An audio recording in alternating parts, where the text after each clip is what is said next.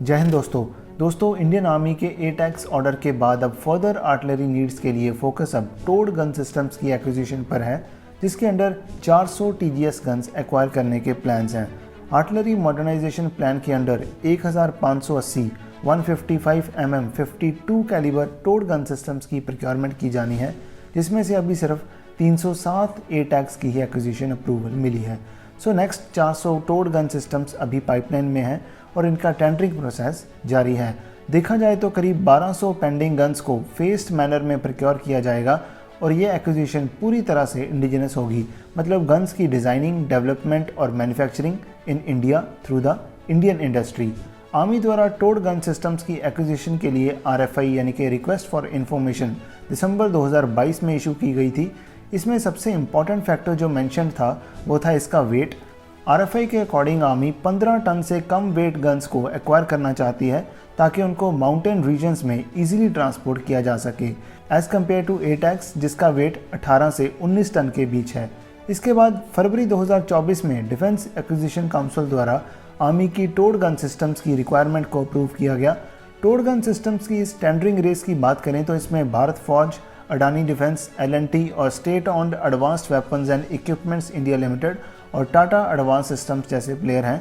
But इनमें से भारत फौज ही एक लीडिंग कंटेंडर रहेगा, जो आर्मी के 307 ATACMS के टेंडर में भी लोएस्ट बिडर था।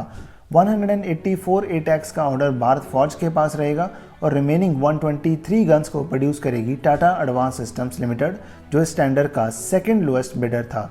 भारत फौज इस टेंडर में अपना भारत 52 होविट्जर ऑफर कर रहा है, जो एक 155 mm 52 calibre towed gun system है। भारत फौज ने इसे आज से करीब 10 साल पहले डेवलप किया था। इसकी मैक्सिमम फायरिंग रेंज 42 किलोमीटर है, जो आर्मी की 40 किलोमीटर की मैक्सिमम रिक्वायरमेंट को सेटिस्फाई करती है।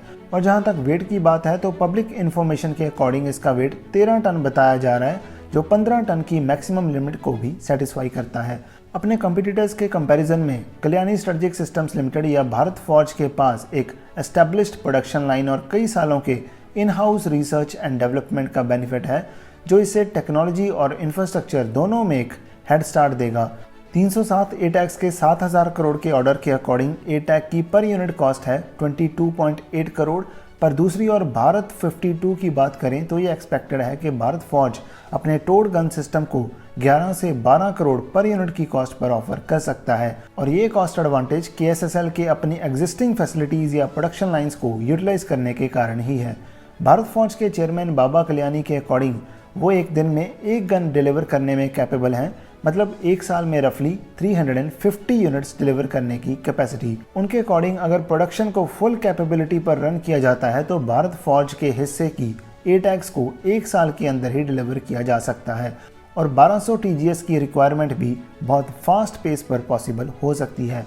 भारत फौज की इस कैपेबिलिटी के कारण भारत 52 टोड गन सिस्टम एक कॉस्ट इफेक्टिव और रेडी टू डिप्लॉय प्लेटफॉर्म होगा।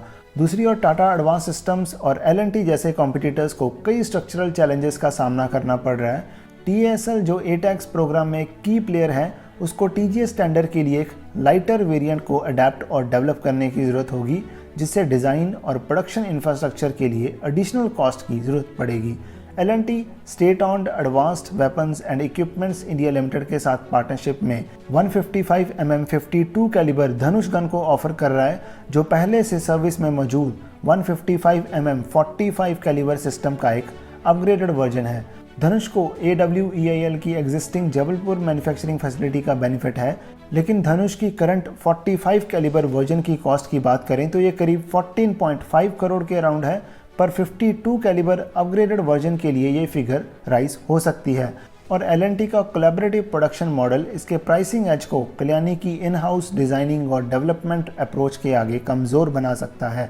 TGS टेंडर को बाय इंडियन IDDM कैटेगरी के अंडर इशू किया गया है, जिसका मतलब है indigenously design, developed and manufactured. Manufacturing में कम से कम 50% इंडिजिनस कंटेंट की रिक्वायरमेंट है और भारत 52 प्लेटफॉर्म इस क्राइटेरिया को बड़ी आसानी से पूरा करता है। KSSL की सालों की R&D ने गन्स को पूरे तरीके से रिफाइन किया है।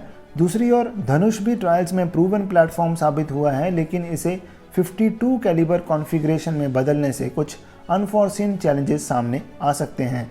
हालांकि AWEIL के एक्सपीरियंस को देखते हुए टेक्निकल इवैल्यूएशन में फेलियर की संभावना काफ़ी कम है, फिर भी KSSL का स्टेबल और battle ready Bharat 52 low risk profile या एक स्ट्रॉन्ग प्लेटफॉर्म हो सकता है, जिसके सऊदी अरेबिया जैसे इंटरनेशनल क्लाइंट्स द्वारा पहले ही ट्रायल्स किए जा चुके हैं। अगेन TGS की प्रोक्योरमेंट में कॉस्ट एक डिसाइसिव फैक्टर बना हुआ है। भारत 52 को जैसे हमने बात की कि 11 से 12 करोड़ की per unit cost per offer किया जा सकता है, सो ATAX के कंपैरिजन में 50% कम कॉस्ट, 400 TGS के ऑर्डर में 4000 करोड़ सेव किए जा सकते हैं और टोटल 1200 यूनिट्स की प्रोक्योरमेंट में बिलियंस की सेविंग्स, जो बजट कॉन्शियस MOD के लिए एक इररेजिस्टिबल ऑफर होगा। TSL और L&T जिन्हें नई प्रोडक्शन लाइंस में इन्वेस्टमेंट की ज़रूरत होगी, उनके लिए अपने मार्जिन से कॉम्प्रोमाइज़ किए बिना भारत फॉर्ज के ऑफर के साथ मैच करना बहुत मुश्किल होगा।